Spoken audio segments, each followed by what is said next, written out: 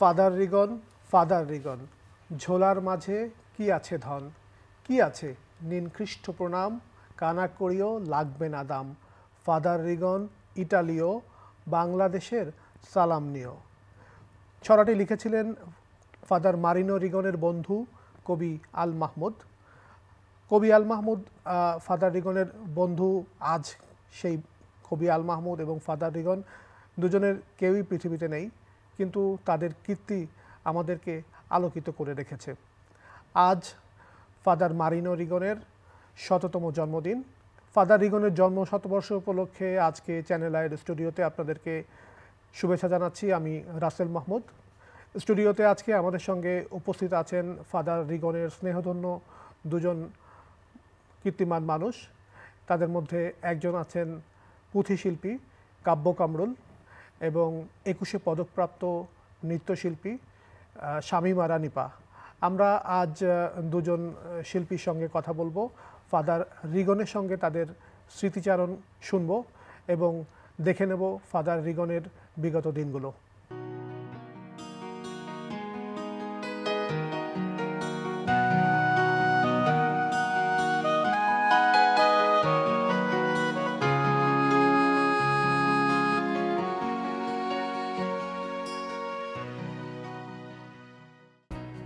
মানুষ তার নামে নয় কর্মগুণেই অর্জন করে বিশিষ্টতা।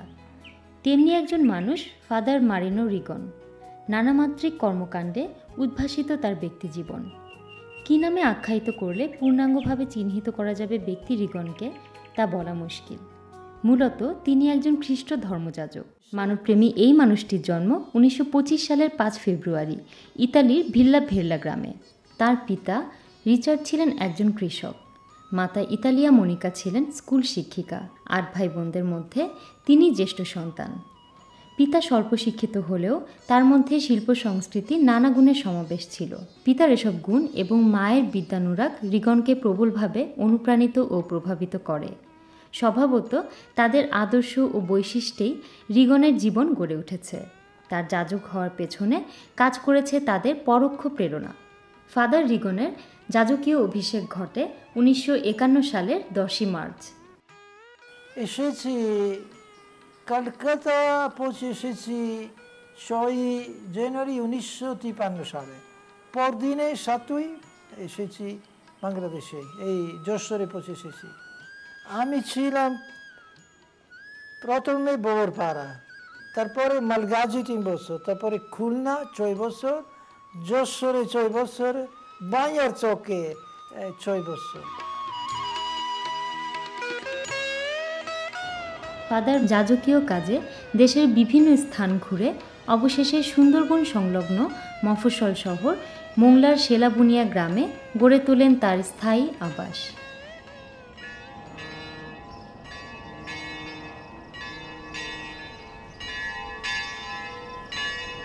ধর্মপ্রচার ও পালকীয় দায়িত্বের মধ্যে দিয়ে তিনি নিজেকে ছড়িয়ে দিয়েছেন মানব কল্যাণ, সমাজসেবা ও শিক্ষা বিস্তারের মহান কাজে।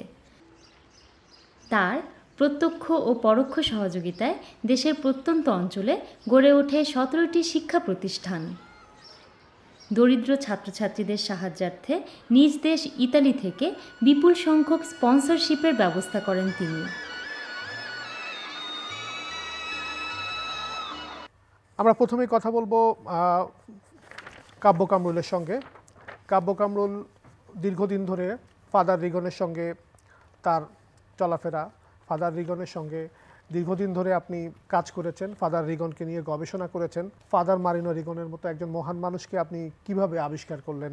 আমি আমার শৈশব কৈশোর আমার কেটেছে মোংলার সুন্দরবন সংলগ্ন জনপদ ফাদার রিগনের এলাকায়। ফাদার রিগন ছিলেন আমাদের চিরচেনা একটা প্রিয় মোংলার ওই অঞ্চলের। তার ব্যক্তিত্ব, তার হাঁটা চলাফেরা সবার নজর কাটত এবং তিনি অত্যন্ত বরণীয় একজন মানুষ ছিলেন আমাদের ওখানে। সবাই তাকে শ্রদ্ধা করত। হ্যাঁ, উনি এমন ব্যক্তিত্ব, কারো গাছে লাউ হয়েছে কোনো গ্রামের কৃষক, তার প্রথম লাউটা তার আস্তানায় যে পৌঁছে যেত, ফাদার আমার গাছের প্রথম লাউটা আপনার জন্য এনেছে, আপনি আমাকে একটু প্রার্থনা করে দিন। কিংবা তার হাঁস মুরগির যে ডিম সেটাও ফাদারকে দিয়ে যেত। ফাদারের জীবন দেশে তার জামা কাপড় প্যান্ট এগুলো কিনতে হতো না, মানুষজনই তাকে দিত আর কি, আদর করে ভালোবাসে। তা আমি যেহেতু মোংলার ওই এলাকার ছেলে, তা আমি লেখালেখির সূত্রে পড়াশোনার সূত্রে যখন ঢাকায় আসি বিভিন্ন পত্রপত্রিকায় নিজে লেখালেখি করি। তো একদিন ফাদারের আখড়ায় আমি যাই শালবনে গ্রামে। ওখানে একদিন 2 দিন যখন গিয়েছি আমি খুব বিস্মিত হয়ে গেছি তার কর্মযোগ্য, তার বিভিন্ন অনুদিত গ্রন্থ, তার কর্মকাণ্ড, বহুমাত্রিক কর্মকাণ্ড দেখে আমি বিস্মিত, মুগ্ধ, অভিভূত। তখন আমি চিন্তা করলাম যে এই মানুষটাকে তো শুধু একটা লেখা দিয়ে ধরা যাবে না, এই বয়স হয়ে গেছে তার, তখন 80 বছর চলে।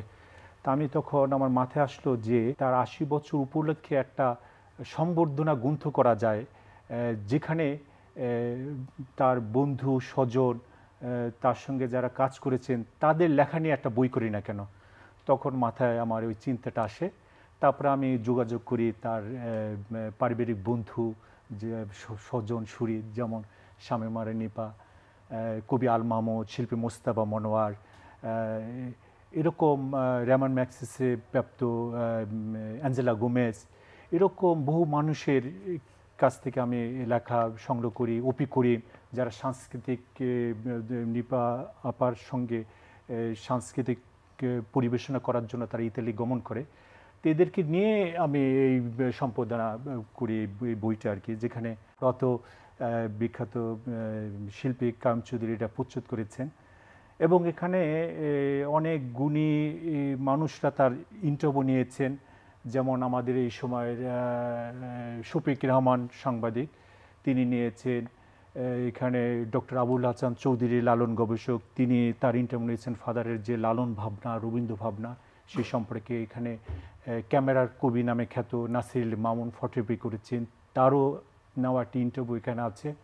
তো এরকম বিভিন্ন জনের লেখা নিয়ে আমি এটা 2 থেকে 3 বছর লেগেছে বইটা। আমি আমার ব্যক্তিগত কাজের পাশাপাশি এই বইটার কাজ করতে যে আমি একত্রিত করি, তখন এই ফাদারের সঙ্গে আমি খুব কাছাকাছি হয়ে পড়ি। মুক্তিযুদ্ধের পরে মোংলায় যখন অবস্থা খুব একটা উন্নত হয়নি তখনও মোংলার, সেখানকার শিক্ষা দীক্ষার অবস্থা দেখে ফাদার খুবই মর্মাহত ছিলেন যে এখানে আসলে শিক্ষার আলো পৌঁছে দেওয়া দরকার, সংস্কৃতির আলো পৌঁছে দেওয়া দরকার। তো সেই সময়ে ফাদার রিগন প্রায় 40 জনের একটি প্রতিনিধি দল নিয়ে গিয়েছিলেন ইতালিতে, বাংলাদেশের সংস্কৃতিকে ইতালির মানুষের কাছে ছড়িয়ে দেবার জন্য। তো সেই সংস্কৃতির দলের গুরুত্বপূর্ণ একজন সদস্য ছিলেন আমাদের নৃত্যশিল্পী প্রিয় শামীমা নিপা আপা।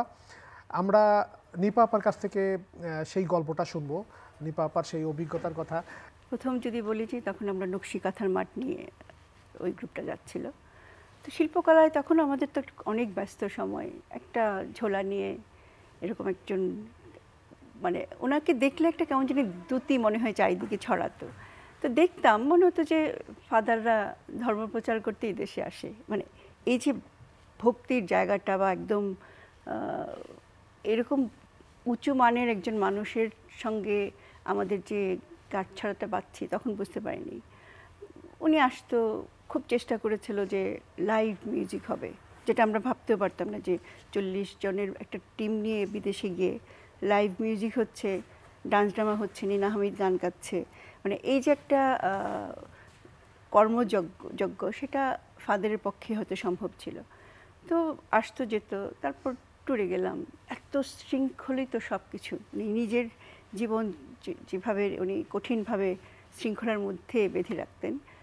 আমরা এত বড় একটা দল গেলাম, কোথাও কোনো কমতি ছিল না, থাকা খাওয়া অনুষ্ঠান, প্রতিটা অনুষ্ঠান মনে হয় নিজেকে নতুন করে আবিষ্কার করতাম।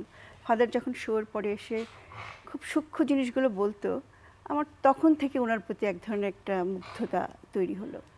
তারপর দেশে ফেরার পরে উনি একদিন আমাকে বললো যে আমি তোমার মায়ের সঙ্গে কথা বলবো।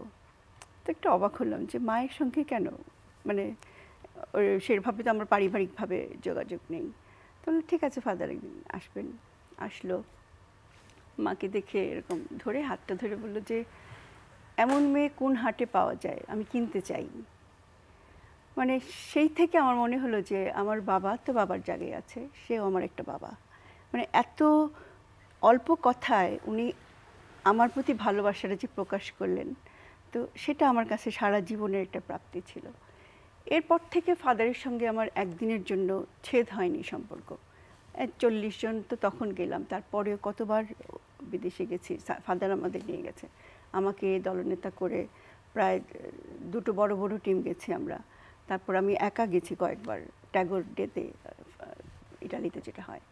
তো সেটাই আমার কাছে মনে হয় যে ওই যে একটা গাথা শুরু হলো, আমি এই মালাটা আজীবন আমার সঙ্গেই বহন করে মানে চলছি। ফাদার রিগন বাংলাদেশে এসেছিলেন ধর্মপ্রচার করার জন্য।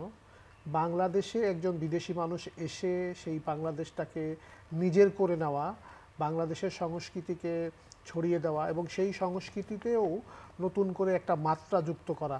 আমাদের এখানে মুক্তিযুদ্ধ আমাদের সবচেয়ে গুরুত্বপূর্ণ ঘটনা, সেই মুক্তিযুদ্ধেও একজন বিদেশি হয়ে মুক্তিযুদ্ধের সঙ্গে জড়িয়ে যাওয়া, মুক্তিযোদ্ধাদের সহযোগিতা করা, আহত মুক্তিযোদ্ধাদের তিনি চিকিৎসা দিয়েছেন, মুক্তিবাহিনীর হাত থেকে সাধারণ মানুষকে লুকিয়ে রেখেছেন গির্জার ভেতরে, এই গল্পগুলো আমরা শুনেছি। তো এরকম একজন মানুষ কিভাবে এটা সম্ভব? এটা সম্ভব কেন যে উনি কিন্তু মানুষ, আমরা ওনার মানুষ আদলে দেখি, কিন্তু ওনার জীবন, ওনার চিন্তা, ওনার ভাবনাটা যদি আমরা একটু খেয়াল করি বুঝবো যে উনি কিন্তু মানে সাধারণ মানুষ না।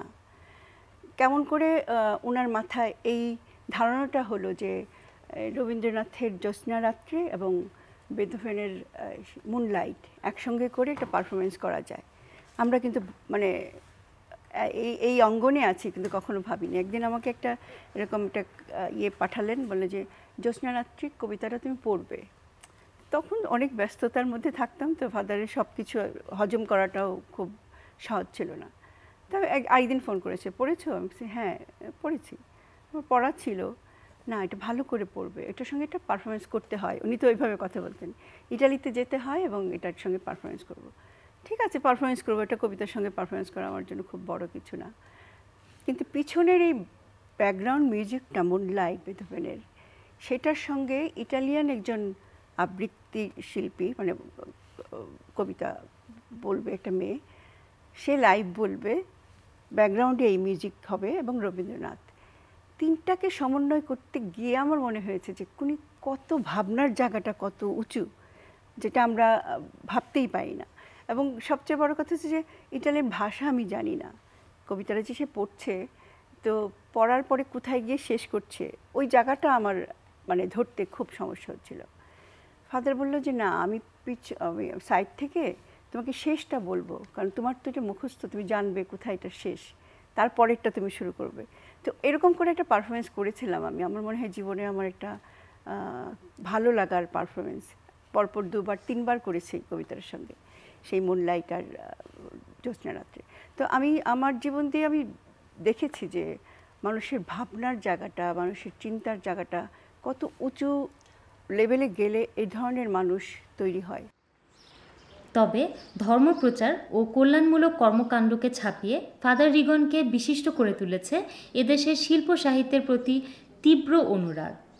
কঠোর পরিশ্রম আর অধ্যবসায়ের মাধ্যমে তিনি অর্জন করেছেন বাংলা সাহিত্যের মর্মকথা। তার হাত দিয়ে ইতালীয় ভাষায় অনুদিত হয়েছে রবীন্দ্রনাথ ঠাকুরের গীতাঞ্জলি সহ 40টির অধিক কাব্যগ্রন্থ। ফাদার রিগনকে 2009 সালে বাংলাদেশ সরকার সম্মানসূচক নাগরিকত্ব দিয়েছিলেন। তো কাব্য কামরুল, আপনি গভীরভাবে ফাদার রিগনের সঙ্গে সম্পৃক্ত ছিলেন, আপনি তার পুরো জার্নিটা অনেকটা সময় তাকে দেখেছেন। আমরা জানি যে ফাদার রিগন জীবদ্দশায় বলে গিয়েছিলেন যে মৃত্যু হলে তার সমাধি যেন বাংলাদেশেই হয়, কিন্তু আমরা দেখলাম ফাদার রিগন মারা গেলেন, তাকে সমাহিত করা হলো ইটালিতেই, সম্ভবত তাদের পারিবারিক যে কবরস্থান আছে সেখানে। কিন্তু মৃত্যুর ঠিক 1 বছর পরে ফাদার রিগনের মরদেহ বাংলাদেশে আনা হলো রাষ্ট্রীয় সম্মাননা সহযোগে, মোংলায় তার এলাকায় দাফন করা হলো। এই গল্পটা একটু আপনার কাছ থেকে শুনতে চাই, ওই সময়টা যখন তিনি মারা গেলেন ইতালিতে। এটা তো আমার কাছে খুব মিরাকল মনে হয় আর কি, কখনো কখনো যে ফাদার রিগন আজীবন তার চাওয়া ছিল যে জন্ম এই দেশের মাটি যেন তাকে গ্রহণ করে, এই মাটি যেন গ্রহণ করে। আমি জন্মেছি ইতালিতে, কিন্তু আমার মৃত্যু যেন এই দেশে হয়, বাংলাদেশে, এবং এই বাংলাদেশের মাটিতে আমি ঘুমাতে চাই। এটা হচ্ছে তার শেষ ইচ্ছা, এবং বিভিন্ন সংবাদপত্র, টেলিভিশন, বন্ধু স্বজন সবাইকে ইনি জানিয়ে গেছেন। এবং এই প্রসঙ্গে একটা গল্প আছে এরকম, 2003-4 সালের দিকে তিনি তার একটা হার্টে বড় রকম একটা সমস্যা দেখা দেয়, তার ভিতরে একটা মৃত্যু চিন্তা ঢুকে যায় যে এই বুঝে আমি মারা যাব। তা উনি তখন উন্নত চিকিৎসার জন্য উনি নিতে চাচ্ছিলেন, উনি ভাবছিলেন ইতালিতে যদি উন্নত চিকিৎসার জন্য যায় তো ইতালিতে মারা যাবেন, তার লাশটি ওখানে রেখে দিয়ে দিবেন তার স্বজনরা, কিন্তু উনি কোনোভাবেই ইতালিতে যাবেন না, এই অসুস্থ, ভয়ঙ্কর রকম অসুস্থ। তো ওর ভাই বোনরা আকুতি মিনতি করতেছে, ফাদার তুমি উন্নত চিকিৎসার জন্য ইতালিতে আসো, আমরা তোমার দরকার, তোমার অবস্থা খুবই ঝুঁকিপূর্ণ। তো ফাদার রিগন বললেন যে আমি ইতালিতে আসতে পারি যদি আমাকে কথা দাও যে আমার যদি মৃত্যু হয় ইতালিতে, তাহলে আমার মরদেহটি বাংলাদেশে পাঠাতে হবে, যদি তোমরা আমাকে প্রতিশ্রুতি দাও তাহলে আমি ইতালিতে আসতে পারি। তারপরে ওর ভাই বোন আত্মীয় স্বজন বললে, হ্যাঁ ফাদার আমরা তোমাকে প্রতিশ্রুতি দিচ্ছি, তোমার যদি মৃত্যু হয় ইতালিতে আমরা তোমার মরদেহ বাংলাদেশে পাঠিয়ে দিব। তার উনি তো 92 বছর বয়সে মৃত্যুবরণ করেন ইতালিতে, বার্ধক্যজনিত বিভিন্ন অসুস্থতায় ভুগে। উনি তখন বাংলাদেশ গণপ্রজাতন্ত্রী বাংলাদেশের সহযোগিতায় তার মৃত্যুর 1 বছর পর তার কফিন, যে কফিনটা রাখা ছিল, সে কফিন সমেত রাষ্ট্রীয় সহযোগিতায় তার কফিনটি ইতালিতে বাংলাদেশে আনা হয়। এবং উনি তো একজন মুক্তিযুদ্ধে তার অসামান্য একটা ভূমিকা আছে। ফরিদপুরের ওই অঞ্চলে তখন তো উনি ফরিদপুরে বানিয়াচর মিশনে ছিলেন, তখন উনি চিকিৎসা সেবা দিয়েছেন, যুদ্ধরত মুক্তিযোদ্ধাদের তাদের আশ্রয় দিয়েছেন, খাবার সরবরাহ করেছেন, তথ্য দিয়েছেন, নানাভাবে ওই এলাকার মানুষকে তিনি আগলে রেখেছেন। আমার একটু জানতে ইচ্ছা করছে যে ফাদারের মৃত্যুর পরে যখন ফাদারকে ইতালিতে কবর দেওয়া হচ্ছে, তার গুণগ্রাহী হিসেবে আমরা খুব কষ্ট পাচ্ছিলাম, কারণ আমরা জানতাম যে এটা ফাদারের শেষ ইচ্ছা ছিল যে এই দেশে ওনাকে আনা হোক, কিন্তু মানে এটা আসলে ঈশ্বরের হয়তো একটা মানে ভালো মানুষের জন্য এতটুকু রেখে দেন যে তার চাওয়াটা যেন পূর্ণতা পায়। তো এটা আমাদের জন্য খুবই একটা আনন্দের বিষয় যে ওনার চাওয়াটা, মানে ইচ্ছেটা পূরণ হয়েছে। নিপাপা, আপনার কাছে একটু শুনতে চাই, ফাদারের সাথে আপনার শেষ যে কথাবার্তা হয়েছিল সেই স্মৃতিটা। শেষ বলে কিছু নেই, ফাদার সবসময় স্বপ্ন দেখতেন, এসে বলতেন আবার যেতে হয় ইটালিতে। তো আমরা তখন খুব হাসতাম যে আবার যেতে হয় বলছে, ফাদার বোধহয় 2 বছর পরের কথা বলবে। আসলেও তাই, 2 বছর পরে উনি হয়তো একটা চিন্তা করেছে, সেটা একটা আগেই বলে দিত যে আবার যেতে হবে বা এটা করতে হবে। খুব চাইতো যে আমরা বারবার মংলায় যাই, তার যে সাজানো বাগান সেখানে আমরা ঘুরে আসি, অনেকবার গেছি। তো এটা হয়তো উনি চাইতো যে তার যে সান্নিধ্যে মানুষগুলো তারাও যেন সেই স্নেহটা, উনি যে বীজগুলো রোপণ করেছে সেখানে যে একটু ছায়া দেয়, পানি দেয়, সেরকম একটা ইচ্ছা ওনার ছিল। বারবার বলতো যে তোমরা আসো, জন্মদিনে আমরা অনেক সময় শেষের দিকে আমাদের নিয়ে যেত, আমরা ওইখানে গিয়ে ওনার জন্মদিনটা পালন করতাম। তো ফাদারের চাওয়া ছিল যে উনি যেভাবে ভালোবাসছে এই মাটিকে, এই দেশকে, আমরাও যেন সেভাবেই ভালোবাসি। আমাদের মানে 3 জনের এক সৌভাগ্য হয়েছিল যে আমরা ফাদার রিগনের সঙ্গে সম্পৃক্ত হতে পেরেছিলাম। আমি কৈশোরে যখন ছোট কাগজ করতাম, সাহিত্য পত্রিকা, আমার পত্রিকাটার নাম ছিল বাউন্ডুলে। ফাদারের হাতে আমি যখন পত্রিকাটা তুলে দিলাম, ফাদার শিশুদের মতো করে বললেন যে তুমি কি ছোটদের কাজী নজরুল ইসলাম? তো আমার সেই স্মৃতিটা এখন খুবই মনে পড়ে। আমরা পুঁথিশিল্পী কাব্য কামরুলের কণ্ঠে ফাদার রিগনকে নিয়ে একটা পুঁথি শুনতে শুনতে বিদায় নেব। আজ ফাদারের জন্মদিনে আবারও তাকে শ্রদ্ধা জানাই। আর এই অনুষ্ঠান যারা দেখলেন চ্যানেল আইয়ের পর্দায়, আপনাদের সবাইকে অনেক অনেক শুভেচ্ছা। বাংলার আপনজন ফাদার রিগন করি বর্ণনা, সুন্দরবনের কাছে বাস মোংলা ঠিকানা, জন্ম ইতালি কি যে বলি, বাংলা প্রিয় ভূমি, গ্রামের নাম ভিল্লা ভেল্লা তাহার জন্মভূমি। 60 বছর হলো তিনি এলো পূর্ব পাকিস্তান, 71-এ গাইলেন তিনি মুক্তিযুদ্ধের গান। দেশটা স্বাধীন হলো পাওয়া গেল মুক্তিযুদ্ধের ধন, বাংলাদেশ নাম তার, স্বাধীন জনগণ, দেশের স্বাধীনতা। দেশ স্বাধীনতা দরিদ্রতা মিলে একাকার, ধনে মানে বড় হবে বলে বারে বার, এটাই আরেক যুদ্ধ, এটা আরেক যুদ্ধ। দেশ শুদ্ধ গড়ে উঠবে জাতি, শিক্ষার আলো জ্বালান তিনি, ঘরে ঘরে বাতি। দেশের নানা জেলা, দেশে নানা জেলা কাটান বেলা, সঙ্গে থাকে আলো, শিক্ষা নামের আলো খানি ভুজনে পেল জীবন ঝলমল। জীবন ঝলমল, কত আলো, জীবন রঙিন তার, শিক্ষা দিয়ে দূর করলেন নিগুড় অন্ধকার। তিনি ফাদার রিগন, তিনি ফাদার রিগন, প্রাণে লালন, মাথায় বিশ্বকবি, কর্ম তার মানব সেবা, যিশুর প্রতিছবি। একদিন হঠাৎ করে যাবেন মরে, এমন চিন্তা হলো, বাংলাদেশে কবর হবে শেষ কথা ছিল। আমার মরণ যেন যেন কোনো দেশে হোক না ভাই, বাংলাদেশে কবর দিও আমার ইচ্ছা তাই। বলেন ফাদার রিগন, করলাম তারই বর্ণন।